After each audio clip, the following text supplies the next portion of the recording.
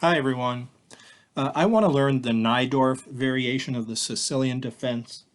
So I have this book in front of me called Starting Out the Sicilian by John Emms, and I want to thank Wayne for lending me this book. And it's an excellent book for giving you an overview of all the different variations of the Sicilian Defense. So there's a lot of theory in here, there's sample games, there's even statistics and advice. So it's an excellent beginning book. And so I took a look at the chapter on the Najdorf and learned some of the theory. We'll go over that now. And then we'll look at a couple games that were played today in round 5 of the Tata Steel Masters tournament, which featured the Najdorf variation. Okay, so let's see what the Najdorf is. And as we get to it, let's just review the basics of the Sicilian and why these initial moves are played. So white plays e4. Okay, so he puts a pawn in the center of the board for central control. He opens up diagonals for his bishop and queen. And the Sicilian defense is a flank opening. It's this move c5. Now what's the purpose of that move? Well, when white plays e4, he would like to follow that up with d4 and get this great pawn duo in the center. And there are two moves by black that immediately stop white from getting that double pawn center. One of them is e5, controlling d4. And the other one is the Sicilian defense, c5, which makes a lot of sense because black is using one of his flank pawns to control that pawn. So to control that square. So if white ever pushes his pawn to d4, then black will be able to trade a flank pawn for a center pawn. Center pawns are more valuable. That would be a great trade for black. Okay, and white will follow up with knight f3 here to further control this d4 square. He will push his pawn to d4, but doesn't want to do it yet because he doesn't want to recapture with the queen and get the queen out early and lose a tempo. So instead, although I will say my daughter loves to play like this, she's white and she plays like this all the time as white whenever she sees the Sicilian. Really easy way to play it, and she does really well with it too. But anyway, if you play knight f3 first, then you're preparing to recapture with the knight. Okay, and there are different moves black can play here, but a good one is d6, which leads to a lot of different variations. And what's the point of this move? Well, it opens a diagonal for this bishop, of course, but it also restrains white's e-pawn from pushing forward. Black would normally like to get this knight out, but doesn't want to do it now because it can get harassed with e5. So he prepares getting that knight out by pushing his pawn to d6 first to stop that advance. And now, if white wants to play all the different open variations of the Sicilian, he will play d4. So black willfully trades off that flank pawn for white's center pawn. I always wondered, why does white do this? Because black has two valuable center pawns and white only has one. Well, white's compensation, I believe, is just some open lines for his pieces. Look at his two bishops and compare them to black's bishops. White has a lead in development here because that black bishop on f8 still needs to get into the game. Also, this pawn is more advanced than black's central pawns, so white is just going to get some very quick play for the investment of that center pawn. All right, and black can follow up here with knight f6 to attack this pawn, and there's a purpose behind that move besides just developing and attacking that pawn. If black makes some other developing move, like maybe knight c6, then white has an option here that he doesn't have after knight f6.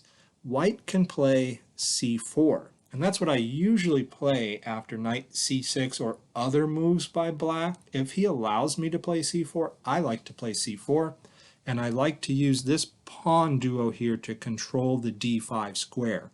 And when you push that pawn to c4, this structure here of these two pawns is called the Maroczy bind, and white has a bind on that d5 square. So if you play knight f6 and attack that e4 pawn first, then the most natural way to defend that pawn is to play knight to c3. And that blocks the c-pawn, so white is not going to get that Maroczy bind option. Okay, and now from here, there are several different moves black can play. There is the dragon variation with g6. There's the classical variation with knight c6. There's the Scheveningen, if I'm pronouncing that correctly, with e6, getting this small pawn center, as they call it. Those pawns do control a lot of good squares here. But the Najdorf variation starts right here with the move a6. Really strange looking move, and I'm trying to come to grips with it and understand it myself. And what I've discovered is that in many variations of the Najdorf, in many games that are played in the Najdorf, a key move, you can call it the thematic move of the opening, is e5, which looks really strange to me because it's creating this hole in the position. And this occurs in another variation of the Sicilian that I like to play as black called the Sveshnikov, where you get this hole in the position. But I think what black is trying to do with this move e5 is just eject that knight off of d4, get it out of the center of the board, control that d4 square, and then just develop quickly with moves like bishop to e6, controlling that important d5 square, bishop to e7, castling kingside, and then later black can strive to push this d-pawn to d5 when it's a good time to do it, and then you won't have that hole in your position anymore. I still have a lot to learn and a lot more master games to play through before I can fully appreciate these ideas, but I did notice that is a thematic move in the Najdorf, is this e5. So why is a6 played? Well, it turns out you can play e5 right away, and when you do, white has to decide what to do with that knight there. But it's not considered so good. In fact, when I pull this up on the Lichess engine, it already says plus 0.7 in this position right here for white. So playing e5 first is not so good, and here's the reason. It's not terrible. It's actually a playable line. It even has a name. But here's the reason why it's not considered good by top players. It's because of this move, bishop b5 check. Now, that is why a6 is played, to keep white's minor pieces, the knights and the bishop, particularly the bishop, off of that b5 square. So you could say that a6 is a preparatory move preparing the move e5. So white will not be able to respond to e5 with bishop to b5 check. What's so good about bishop b5 check? Well, let's take a look. If black omits that move a6 and allows this position, then black needs to decide how to defend against this check. And there are two natural moves here. Let's look at both, starting with bishop to d7. So here white would gladly trade off those bishops, and black is missing his light squared bishop, which belongs right there on that square, to control d5. There's some light square weaknesses here, and that light square bishop being missing is going to make it harder for black to push this pawn to d5 and harder to defend that hole in his position on d5. So black probably doesn't want to give up that light square bishop. There's a really interesting line I looked at here in the database. The engine wants white to move this knight to e2 and says he has a plus 1.1 advantage, and doesn't really like this human move, knight to f5, which is the move that my starting out book tells me to make. And it's the one that's most commonly played in the database. And it's a very sharp, interesting move, knight f5. The line here that is most often played is very tactical, beginning with knight takes e4. Okay, removing the defender of that knight. So black is now attacking that knight, even though he's giving up his own knight. And what white does here is called a desperado. When your piece is under attack and you're going to lose it anyway, or you intend to lose it anyway, you might as well take something down with you. And so white plays knight takes g7 check, and black takes the knight to get out of check, and then white takes black's knight. So white got that pawn on g7 for his knight. And if you look at the pawn count, it's equal in this position. And the craziness is not over yet. A very natural move here for black is to push his pawn to d5, get a really great center and harass that knight. Well, where's that knight going? Well, most people in the database say nowhere. I'm going to play bishop to h6. Go ahead, take my knight. I'll just take your bishop. Not to mention, you probably shouldn't take my bishop because that loses control of the f6 square, and I'll hop right in there and fork your king and queen. So powerful move, bishop h6. Black typically castles to defend against that, and then white trades off the bishops. And now does he move his knight out of the way? No, he just pushes his queen to d2, gets ready to castle queenside and attack the black king because the pawn is pinned. Okay, that queen... actually, no, the pawn isn't pinned. That knight is defending the queen, isn't it? So why does white play this queen to d2? Let's follow it up. What if black takes that knight? Okay, so the engine is telling me queen to g5 check. Oh, it's just a draw by repetition. Okay, so white gets this draw by repetition. All right, not the best outcome for white. You don't want to draw as white, but this was an interesting line I saw in the database. And the whole time, the engine reads 0.0 right after knight f5. It says that's 0.0 the whole time. The best white can do is that draw by repetition we just looked at. So don't believe everything you read. This book by John Emms probably is not correct in telling you to play knight to f5 if you want to fight for a win. Engines, you know, have progressed a lot since this book was probably published. All right, anyway, that is the fate. If black plays this early e5 and doesn't preface it with the Najdorf move a6 and allows this check, that's what could happen if you block with the bishop. What if you block with the knight instead? Well, then you've blocked in this bishop here, and a good move for white is knight to f5, and that knight is threatening to take the pawn on d6.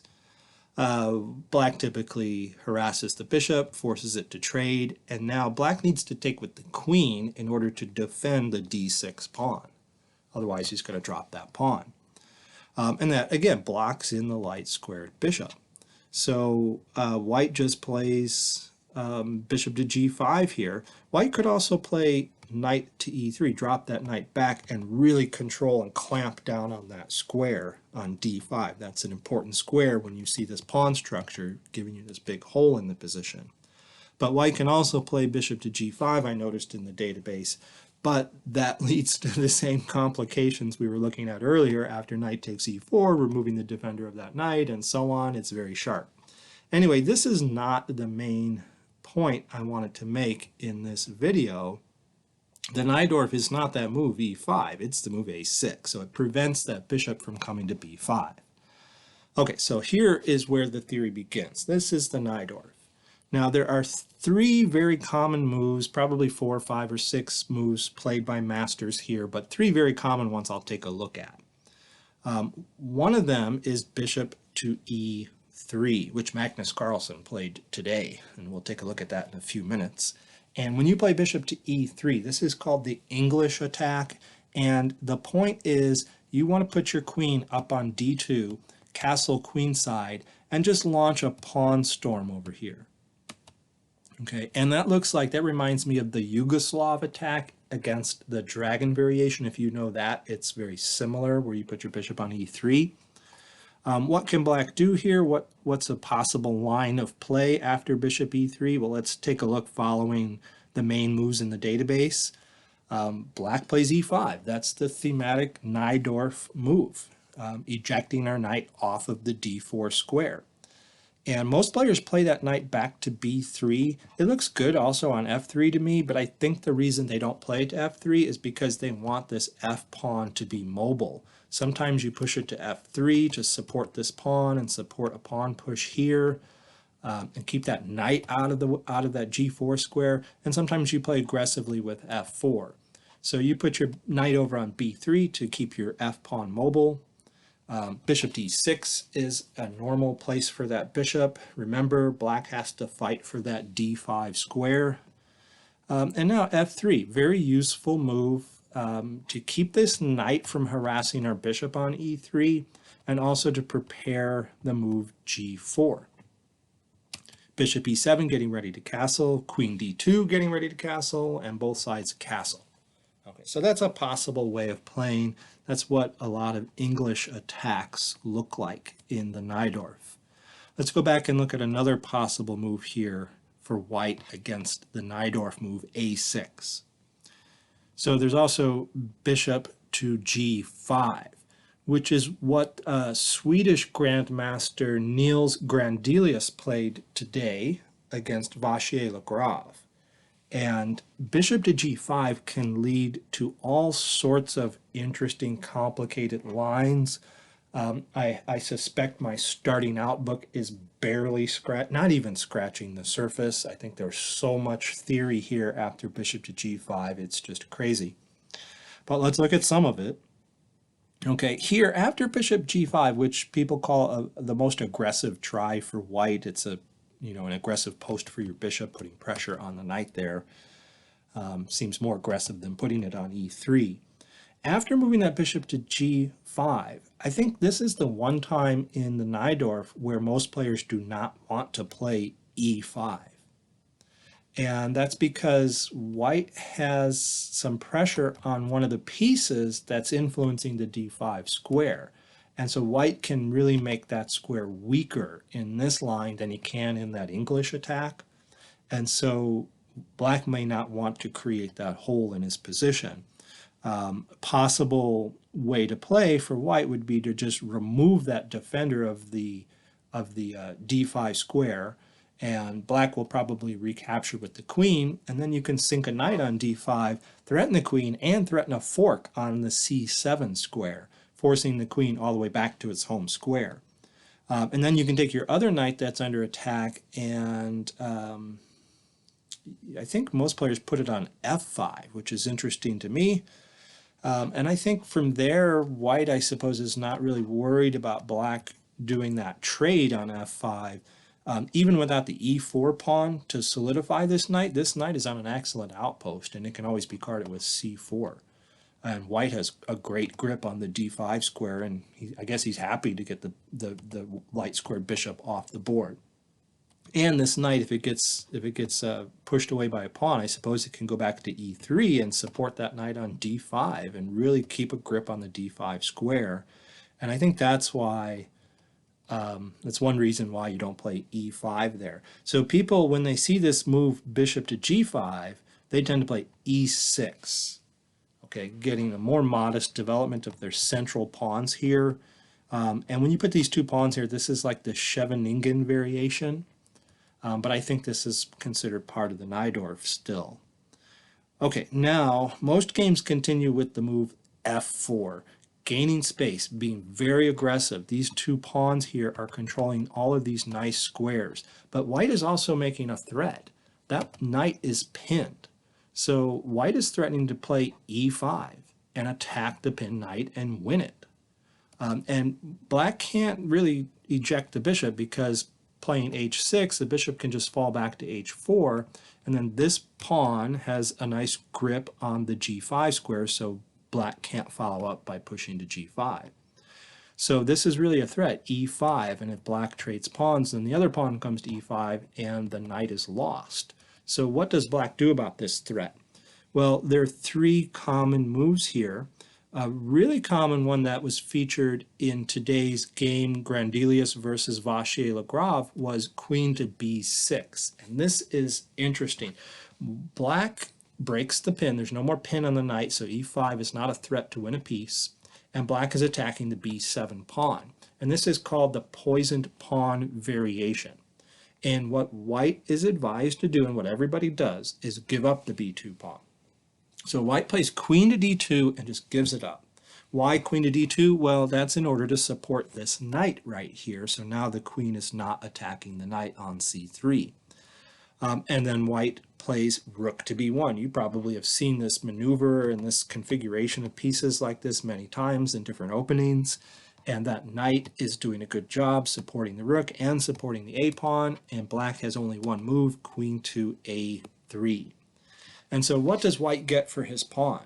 Well, he gets a half open file for his rook, and he's got better development. He has 1, 2, 3, 4 pieces out, 5 if you count that rook, and black only has these 2. Not to mention he has these advanced central pawns here, gaining a lot of space for white. We won't look any deeper at the theory. There's tons of it from this point on, apparently, and I don't know any of it. But we'll take a look at a game in a moment. So what else can black play besides the poison pawn variation? Another way to break the pin is to play bishop to e7, so that, again, e5 is not a threat to win a piece. The knight can always move. Okay, after bishop to e7, white will typically play queen to f3, getting the queen off the back rank and getting ready to castle queenside, and that queen supports all these pawns here. So it's a nice move. And now black can castle here, but I've read in this starting out book that black normally wants to start his queenside operations first. He's in no danger with his king, so he delays castling. Queen to c7 is the most popular move. Castles queenside, knight b d7, g4 starting to push the pawn storm over here on the king side. b5, likewise, black wants to push his queenside pawns, wants to get some action against the white king. And now bishop takes f6, really strange looking move. The point is this bishop was in the way. So white trades it off in order to make this pawn mobile. So black recaptures with the knight, and then white pushes the pawn to g5. Knight has to fall back to d7, and now f5. That's a great move. f5 is a shocking move. Why is that so shocking? Well, look, that pawn not only can be captured, white just left defense of that pawn, but captured with check. That's very, very strange. Why does white do this? Well, black does capture the pawn and white moves the king over, but white's point is he's just opening more lines on the king side. Look there, there's another half open file for the rook. Not to mention what white usually does here, the way the game usually proceeds is knight to e5, good, centralizing your black knight there, attacking the white queen, and then queen to h5. And I think white is actually winning his pawn back. There's pressure on that bishop. Black has to defend it or move it out of the way, but he's also pinning the pawn on f7. So he has an attack here on the e6 square, and black has only one real defender of that square. So I think white is getting his pawn back. The engine tells me this is plus 0.7. All right, and let's go back and look at one more response that black can make after white plays this move, f4. So remember, white is threatening to push e5, attack that pinned knight. Well, you could break the pin we saw by moving the queen. You can play bishop e7, or you can ignore it completely and play, not that, but play b5. How does black get away with that? Well, here's the point. Play usually precedes e5, attacking the pinned knight. Black captures, white captures back, and now what is black going to do about this? I suppose now that this pawn has recaptured, I said this earlier, black can always attack this bishop, and if it retains the pin, it can be driven off with that move, now that that pawn is out of the way. So I might have misspoke earlier, but that's not black's plan at all here. Black plans to play queen to c7. Why? Well, if white takes the knight, he just forks here and gets the piece back, and it's doing okay. The engine says this is plus 0.4. So that's another way to play. All right, and going all the way back here after the Najdorf move a6, I'll mention just one more move in this section on theory. Another move that's commonly played is simply bishop to e2. This is called classical development. White intends to castle kingside. And he's creating a little battery here, protecting the g4 square, just developing. Okay, and play can proceed e5, the thematic Najdorf move, driving that knight off. The only time black doesn't do that is in that variation with bishop to g5. Okay, so knight goes back to b3, again, keeping the f-pawn mobile. Bishop e7, both sides castle, bishop e3, normal development here. Bishop e6, good place for the bishop. Black needs to control this square. He needs to engineer the pawn break d5 at some point. Queen to d2, connecting the rooks, planning to put a rook on d1 to put further pressure down the d file. Knight b d7. A4, good move I saw in the database. A lot of players play this move. Just expanding on the queen side, stopping black's queen side play here, b5, preventing b5. And if black maybe plays rook c8, then you can push the pawn even further. And that keeps the knight off of the b6 square. So white has good control of that square. And if black ever pushes the pawn to b5, white can take en passant. So white just gained a lot of space there. Queen c7 is a normal move, intending to put a rook on d8, rook f d1, and so on. So that's another way you can play with this classical developing move, bishop to e2. All right, so let's take a look at a couple games that were played in the Najdorf just today in the Tata Steel Masters tournament. This is the game Carlsen versus Donchenko. This is round 5. So Carlsen's white, and they played the Najdorf right here. So let's see what Carlsen chooses. I'm not going to analyze this game in depth. I really just want to see an example here of the opening play. Carlsen chooses bishop to e3, the English attack. Okay, so remember, he wants to move his queen off the back rank, castle queenside, and launch his kingside pawns. And black follows up with the theory we looked at, e5. Knight b3, Carlsen puts his knight on b3, just like we mentioned. Bishop e6, controlling the d5 square. And now Carlsen deviates. Most players here play f3. It's what we were talking about, to keep that black knight off of that square and to prepare g4. And queen to d2 follows, and castles long follows. But Carlsen often has his own original middle game plans that are rare. Sometimes they're novelties, and even when they're not, you see like only 2,300 rated players in the database playing them. But then Carlsen plays them and they become popular. So Carlsen plays h3 instead of f3. And you'll see what the point of that move is in a minute. Black responds knight c6, and Carlsen plays queen f3. So the point of h3 rather, was to put his queen on f3 without having to fear bishop to g4, hitting the queen. So that's another way to get your queen off of the back rank instead of putting it on d2. I don't know what's going through Carlsen's head. Maybe he's planning to play bishop to g5 and pressure this f6 point here with his queen and bishop. But he is just getting his queen off the back rank, getting ready to castle queenside. Maybe he also wants the rook pressuring down this file without the queen on d2 in the way. I don't know. Okay, but it's interesting. Rook c8, castles long.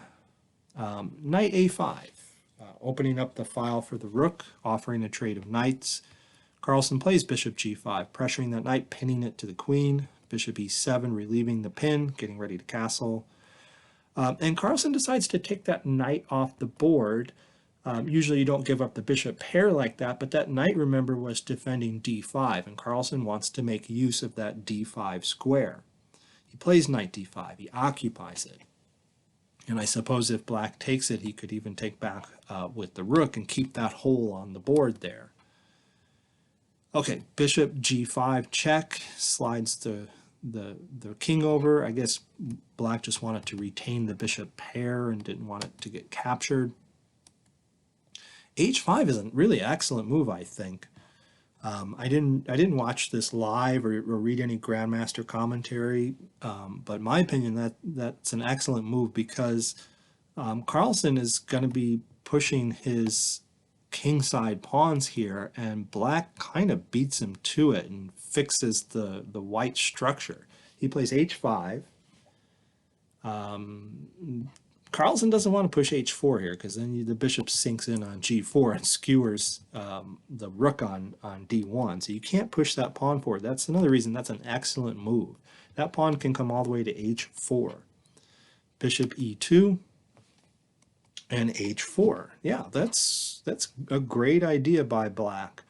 In this English attack, white's supposed to be launching his pawns. Maybe Carlsen never intended to because he has his queen on f3, but that's still a great plan by black. Carlsen trades the knights and then brings his queen over to b3, which does pressure that pawn right there. And queen to c5 is played, making a battery against c2. So white can't take that pawn without losing c2. Okay, so we'll kind of fly through this game. Bishop g4 challenging the bishop. Queen comes up. Carlsen takes that bishop, which allows the pawn to come to e6 and take control of d5. So I don't know about that. I don't understand it completely. Carlsen forks the heavy pieces, forcing a queen trade. The rook comes up. And then a lot of subtle maneuvering here where Carlsen is trying to get an advantage. But look at this structure that black has attained over here. This move, rook to f8, hitting that pawn, and Carlsen pushing that pawn forward, gives black control of all these dark squares. He has this dark squared bishop, and he puts his bishop on f4, and these pawns are stuck. They're never going to move. And if black, and I see this later in the game, if black can get his hands on that pawn in the back, then these two pawns are going to be vulnerable. So that's a really nice structure, and the engine says this is 0.0 and black's playing an excellent game. Carlsen's no slouch either. Okay, rook h d1, doubling the rooks. Okay, we'll just play through some moves quickly here. Carlsen tries to make progress on the queen side, bringing his king forward. Okay, and takes off a pair of pawns. I think he puts his king over there just for an instant to push his b pawn forward. Yep, and then he's going to tuck his king back behind it. Okay, and Carlsen's not really getting much play. That's an interesting move. He says, go ahead, take my rook, because if you do, I'm just going to call check and win your rook back, and I'll be up a piece. So Carlsen can't take the rook. Okay, so these are probably all very subtle moves we're just skipping over. Yeah, right here I was wondering what is Carlsen going to do when I was replaying this game? What's a plan for white? It just looks completely dead drawn to me. Carlsen's temporarily up a pawn, but he can't save this pawn. But Carlsen comes up with a plan to inject just a little more life into the position. He plays a6, temporarily saving it. Black brings the rook over, and he's going to win that a pawn. And now white trades a pair of rooks, and he plays c4. Interesting move, because if black takes on c4, which he doesn't do, thank goodness he doesn't do it, white's going to play his rook over to the a file, and he's going to help his pawn queen, and black is in a lot of trouble there. So that's how Carlsen gets a little more life in the position. He gives up his a pawn, but he gets black's d pawn. However, watch what happens next. Check. King moves, grab that g pawn. Like I said, that's a very vulnerable structure, and now these two pawns are vulnerable. Now Carlsen's going to get a lot of play here in the center of the board, trying to get his pieces up and maybe even make some checkmate threats against the black king.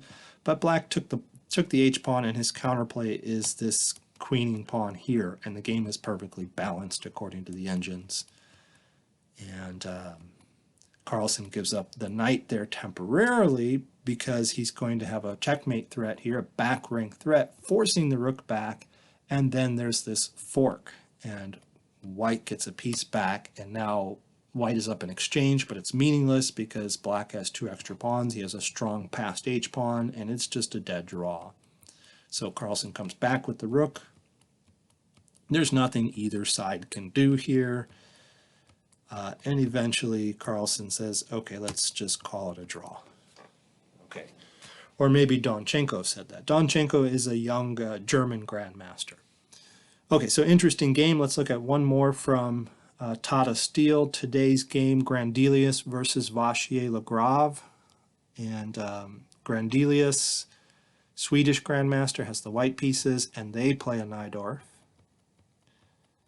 And I think Vachier-Lagrave plays the Najdorf a lot. I think that's a specialty of his, especially the poison pawn variation, which they go for. So Grandelius plays bishop g5, the most aggressive line according to my book here, e6, f4, just like we saw in the theory, and then queen b6 is the poison pawn variation, queen d2 to protect the c3 knight, giving up the pawn, forcing the queen over. And now here we didn't look at any more theory. In the database, e5 and f5 are both pretty common. I think e5 is twice as common, but Grandelius goes for f5, trying to weaken these pawns here, these light squares in the center of the board. Okay, bishop e7. Black, I think, is forced to take back with the bishop there, because if he takes back with the pawn, this move bishop c4 looks pretty strong to me, with these two pieces attacking that pawn. So black takes back with the bishop, and he has this isolated pawn on d6. Knight takes the bishop. I guess that fixes the pawn structure, but white has the bishop pair. Looks like he's given up a pawn, but he has his eye on the e6 pawn now. Knight bd7, and he takes the pawn back. Okay, so material is equal. I think I'd rather be white here because of the bishop pair, and looks like white's king might have the potential to be safer after castling. Again, we won't look at this in detail. Knight c5, attacking the bishop. Now, there's also a threat on this pawn on e4. Both knights are threatening it, so you wonder, can the bishop protect? Well, it can't, because if it goes here, black can just eject the bishop, and it has to move somewhere, and black can take the pawn. And if it goes here, that's even worse, because there's knight takes d5, opening a threat here, and the engine says the best white can do here is take back on d5, and then black takes the bishop, white takes back, but black castles and gets this open file for his rook, and that king is stuck in the center of the board, and all of black's pieces are very active. That rook will be active soon, and black is dominating. And so the engine says this is negative 4.5. So you can't play like that, so you just have to move this bishop and give up that e4 pawn, but black doesn't even take it. He plays rook to c8, and he just wants activity for his pieces. White castles, takes off the bishop, so now there is no bishop pair. Rook takes back, queen moves to c5 with check, bishop e3, and now a very, very strange move. The engine says the position is equal, and I don't understand this move that Vachier-Lagrave plays. Queen c4. Okay, it looks like to me he's just giving up this pawn, but he is attacking this pawn, I suppose. So what does white do here? Oh yeah, he defends with rook f4, and now he plays, yeah, queen to e6. The engine says that's terrible. Okay, queen to e6 is terrible because this pawn is defended, and he's just giving up this pawn. Is he giving it up for no reason? I'm sure there's lots of stuff going on here I don't know. But rook takes the pawn anyway, and the engine says, yeah, don't give up that pawn. White's just plus 1.4 now, and Grandelius just plays awesome from here on out and totally just dominates black. Okay, he gets lift for his king. He even has time to do that. Vachier-Lagrave wants to trade off that powerful b7 rook, and Grandelius says, sure, I'll trade rooks, but I don't want to give you the b file. So black moves over to the a file, and white trades there. Okay, and then knight d5. Rook comes back to the open b file. I wondered here, after knight d5, what happens if black takes this pawn on e4.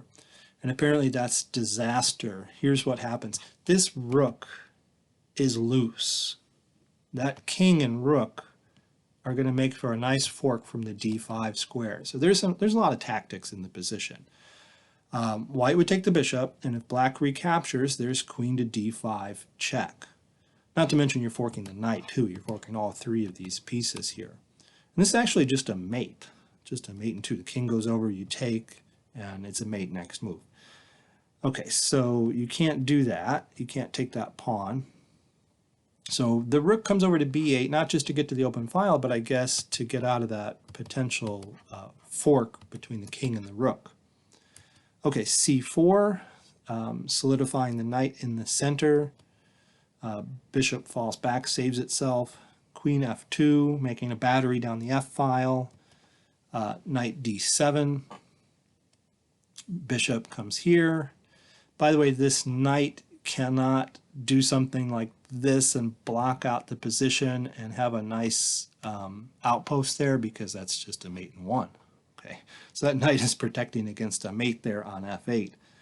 So bishop g5 attacks the rook. Rook comes up to f5. Bishop falls back to save itself. King comes up to h2 to safety. Rook c8 attacks the pawn. Queen g3. White has a lot of pieces aimed at that black king. g6, and apparently that's a blunder, but black was losing anyway. After g6, attacking the rook, white brilliantly says, I don't care, go ahead, take my rook. Queen h4. I'm going to threaten your bishop. Not only am I threatening your bishop, but I just attacked that square. The knight's threatening to come in here. What would happen if black took the rook? Black doesn't take the rook, but if he did, the engine says, oh, you just take the pawn back and threaten the queen, and queen has nothing better to do than to go back to e8, and then you have this nice check. King moves somewhere, and you take the rook, and black takes back, and then you take the bishop. And white is up a couple of pawns and still has a big attack against the black king. So Grandelius just leaves his rook hanging there and plays queen to h4, threatening this fork on the e7 square. Okay, bishop f8 to protect that e7 square and to save the bishop. But then rook to f6, another excellent move, and attacks the queen, and Vachier-Lagrave just drops the queen back. The engine says this is totally winning for white and says black's best move was to take the rook. And then knight takes f6 check, king to f7. You can't step on these squares because there's a bishop on that diagonal. And then queen takes the pawn here with check. You can block, knight g4, and there's pressure here. There's nothing black can do about it, and the knight's coming in here. If that rook comes over here to defend that square, then yeah, you're just going to win that rook. So there's nothing black can do. So twice you just leave the rook where it can be taken. Okay, the queen dropped back, and now Vachier-Lagrave is about to resign, I think. Just a couple more moves. Queen takes f8, and then white gets in that fork he had been planning. So he removes the defender. The bishop was defending against that fork. He removes the defender and plays that fork. King goes to f7. He takes the rook, and black just resigns. There's nothing he can do here. He can win his piece back, but white's going to get this pawn. He's a couple pawns up, and that king is still in a lot of danger. Okay, so two very interesting games in the Najdorf Variation. I am learning a lot about this opening. I hope you learned something from this video. Thanks for watching.